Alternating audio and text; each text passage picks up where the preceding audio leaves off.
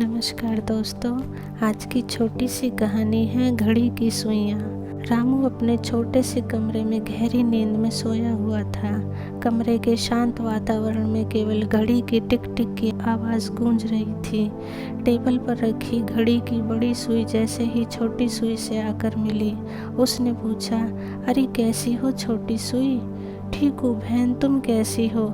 अंगड़ाई लेकर छोटी सुई बोली, मैं तो चलते चलते तंग आ गई हूँ। एक पल के लिए भी मुझे आराम नहीं मिलता। एक ही दायरे में घूमते घूमते मैं तो अब ऊब गई हूँ। रामू का कुत्ता कालू तक सो रहा है, मगर हमें आराम नहीं। तुम ठीक कहती हो बहन, रामू को देखो, वह भी कैसे घोड़े बेच के सो रहा है। खुद को सुबह उठाने का काम तक हमें सौंप रखा है। सुबह 5 बजे जब हम अलार्म बजाएंगे तब कहीं जाकर उठेगा। क्या फ़ायदा ऐसी ज़िंदगी का।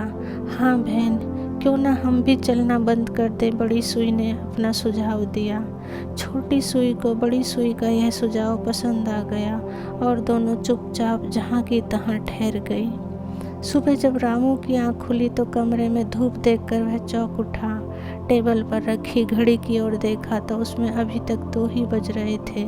रामू घबराकर बोला, ओह, आज तो इस घड़ी ने मुझे धोखा दे दिया। कितनी देर हो गई उठने में, अब कैसे पढ़ाई पूरी होगी। घड़ी को कोसता हुआ रामू कुछ ही देर में कमरे से चला गया। उसे इस तरह बड़बड़ाता और गुस्से के कारण कमरे से बाहर आता देख छोटी सुई हंसकर बोली, आज पता चला बच्चों को हमारा क्या महत्व है। रामू के पिता ने जब घड़ी को बंद देखा तो वह उसे उठाकर घड़ी साज के पास ले गए। घड़ी साज ने उसे खोलकर अंदर बारीकी से निरीक्षण किया, लेकिन उसे कुछ समझ नहीं आया और कुछ देर तक घड़ी को सही करने के प्रयास के बाद वह रामू के पिता से बोला, श्रीमान जी, इस घड़ी में खराबी तो कोई नज़र नहीं आ रही।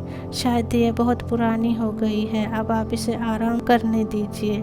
रामू के पिता उसे वापस ले आए और उन्होंने उसे कबाड़े के बक्से में डाल दिया। फिर उन्होंने बक्से को बंद कर दिया और बाहर आ गए। बक्से में अन्य टूटी फूटी वस्तुएं भी पड़ी थीं।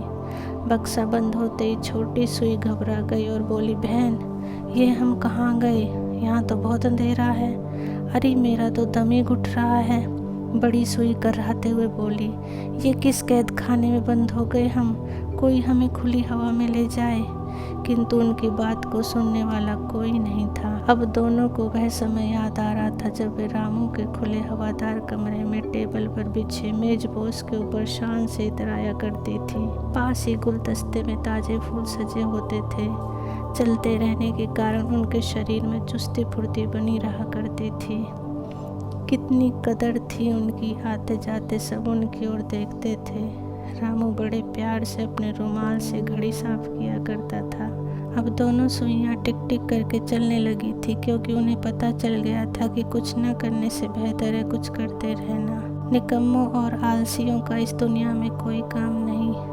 अब दोनों अपने किए पर पछता रही थी और इस आशा में चल रही थी कि शायद कोई इधर आए, हमारी टिक टिक की आवाज़ सुने और हमें इस कैद से निकाल कर फिर मेज पे सजा दे। दोस्तों, चलना ही ज़िंदगी है, यानी जब तक आप चलते रहेंगे तभी तक आपकी उपयोगिता बनी रहेगी।